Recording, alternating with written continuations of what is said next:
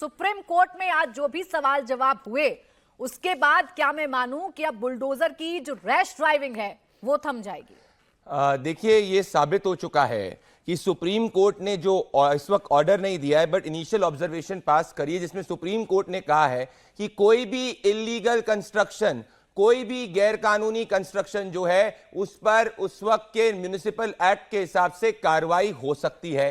Supreme court ने यह भी कहा है कि जब हम ऑर्डर पास करेंगे वो ऑर्डर ऐसा नहीं होगा जिसके तहत एनक्रोचर्स, मतलब जो सरकारी जमीन पे इलीगल कंस्ट्रक्शन करते हैं, वो इस ऑर्डर को पास करके या इस ऑर्डर की आड़ के अंदर इलीगल कंस्ट्रक्शन को कंटिन्यू कर सके। इसी के अंदर सुप्रीम कोर्ट ने इकलौता स्टेट गवर्नमेंट जिसके स्टैंड को अप्रिशिएट किया है, उस स्टेट सरकार का नाम है उत्तर प्रदेश की सरकार।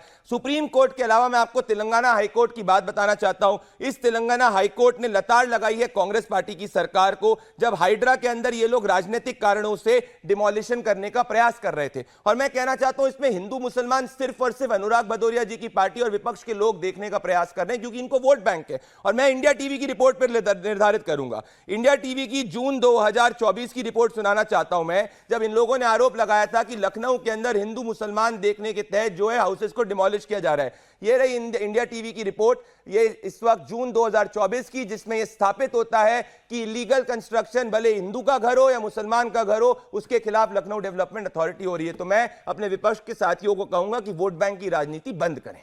सुप्रीम कोर्ट ने जो कहा प्रदीप जी, सुप्रीम कोर्ट ने ये तो चलिए कह दिया कि मंदिर हो या मस्जिद अगर अवैध तरीके से बना है तो उस पर बुलडोजर चलेगा, लेकिन सुप्रीम कोर्ट ने ये भी तो चिंता जाहिर की ना, आनन फानन में किसी अपराधी, किसी आरोपी के घर को ढहा देना कहां का इंसाफ है? हमें यह भी देखना होगा कि कोई बुजुर्ग, कोई महिला सड़कों पर ना आ जाए। इसके लिए आपको व्यवस्थाएं करनी होंगी और यही विपक्ष का सवाल भी था आप लोगों से।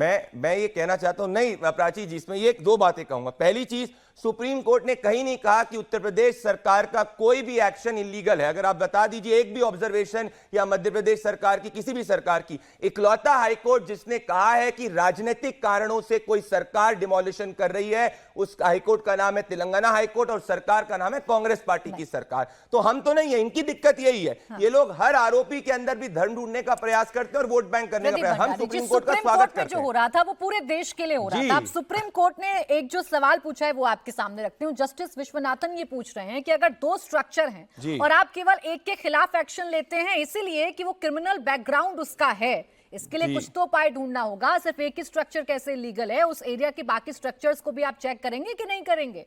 100% यस। तो वापस से मैं यही कहूंगा कि सुप्रीम कोर्ट ने, भले मध्य प्रदेश हो गया, भले गुजरात हो गया, गुजरात के अंदर कल एक इलीगल कंस्ट्रक्शन की ड्राइव को करी गई है, कोई भी चीज पे अगर सुप्रीम कोर्ट ने कहा है कि कोई भी भारतीय जनता पार्टी की सरकार द्वारा किया गया कार्य जो है वो इलीगल है, तो आप बताइए। सुप्रीम कोर्ट ने इकलौता विपक्ष के, सुप्रीम कोर्ट ने, तेलंगाना हाईकोर्ट ने इकलौता विपक्ष की सरकार पे कहा है, उसका नाम है तेलंगाना की सरकार। और आज ही किस तरीके से छोटे छोटे बच्चों के ऊपर ये लोग डिमोलिशन करने का प्रयास कर रहे हैं, ये मैं आपको दिखाना चाहता हूं।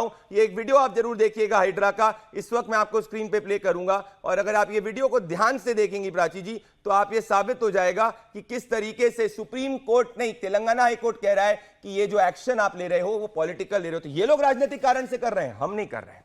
सुप्रीम कोर्ट ने सबके लिए कहा है। अब आप इसे खूबसूरती से बता सकते हैं तेलंगाना हाईकोर्ट की टिप्पणी को लेकर। मैं कह रहा हूं कोई टिप्पणी अगर मेरे खिलाफ है तो आप प्लीज बता दीजिए, मैं उसका संज्ञान ले लूं। कहते हैं ना कि अपराधी अगर है, आरोपी अगर है तो उसके उस पर कड़ा एक्शन होगा, बुलडोजर एक्शन होगा। आपके नेता कहते हैं, देखिए उत्तर प्रदेश में बुलडोजर एक्शन को कैसे स्टार के तौर पर यूज किया जाता है, इस बात को तो डिनाई नहीं कर सकते ना। अकबरपुर के अंदर जो इलीगल कंस्ट्रक्शन हुआ था वहां तो कोई कन्विक्ट नहीं था, कोई आरोपी नहीं था। तो अगर कोई आरोपी हो या आरोपी नहीं हो, इलीगल कंस्ट्रक्शन है तो उस पर कार्रवाई। हमने तो ऐसा तक कर दिया कि एक थाने के बाहर में था कोई चीज थी जो इलीगल लैंड पे थी, हमने वो तक हटा दी। मैं सुप्रीम कोर्ट को पढ़ना चाहूंगा, we appreciate the stand taken by Uttar Pradesh government. अच्छा ठीक है।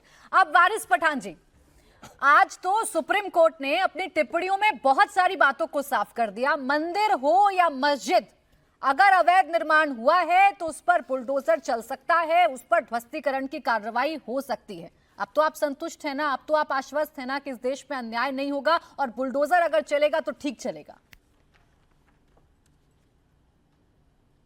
देखिए, हम तो पहले से बोलते थे प्राची जी कि जो बुलडोजर जस्टिस ये पर से इलीगल है, बैड इन लॉ है, असंवैधानिक है, ये कायदे कानून का सबका उल्लंघन हो रहा है, मगर सुन कौन रहा था? तो सुप्रीम कोर्ट ने अभी गाइडलाइंस दिया हुआ है। सुप्रीम कोर्ट ने तो एक स्टेप जाके यहां तक बोला है कि अगर कोई आरोपी है, कन्विक्ट भी है, तो भी आप उसके घर को बुलडोजर से नहीं उड़ा सकते, क्योंकि एक अगर इंसान कन्विक्ट है तो उसके पूरे घर वालों को तो आप सजा नहीं देते ना। लेकिन इन लोगों ने तो कितने सारों के घरों को उड़ा दिया। यही बात नहीं रुकती। अभी आप देखिए, पिछले कुछ 2 दिन पहले ही गुजरात के अंदर सदियों पुरानी एक दरगाह थी, प्रिजर्व मॉन्यूमेंट था, उसको जाके बुलडोजर चला दिया, ध्वस्त कर दिया। तो क्या ये बुलडोजर जस्टिस से देश चलेगा? नहीं चलेगा। अब लेकिन इसको मोदी जी के जो बुलडोजर कौन सी बात को गवर्नमेंट की लीगल का है बताइए आप सुनिए जरा। कौन सी बात को इलीगल का है? जरा मेरी बात, मेरी सवाल पहले आप भी बोल रहे थे, मैं खामोशी के साथ सुन रहा था ना, बीच में बोलने की आदत बदल दो।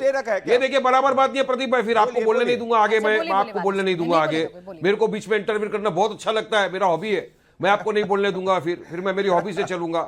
बोलने दो, बीच में टोकने वाली बात अच्छी नहीं है।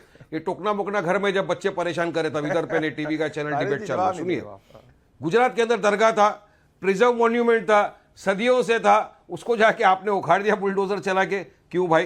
कायदा कानून का कुछ पालन करेंगे, नोटिस दो, नोटिस नहीं, कुछ नहीं, आप जाके तोड़ दिए। आप अगर एक राजस्थान की घटना बताऊंगा ना प्रदीप भाई, तो आपके पैरों तले जमीन खिसक जाने वाली, आप फिर हंसेंगे जोर जोर से। वहां पे एक लड़का पकड़ा है, चलो अगर उसने कोई गुनाह किया है उसको आप फांसी की सजा दे दो। वो गए, उसके बंगले को, उसके घर को जाके बुलडोजर से उड़ा दिया।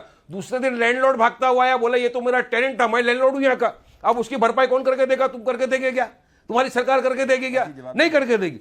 अब मैं आपको और आगे बता दूं, सुप्रीम कोर्ट में जजमेंट लाने की जरूरत क्या थी पता है आपको? क्योंकि हमारे देश के अंदर एक है ना होड़ लगी थी, कौन बड़ा हिंदू।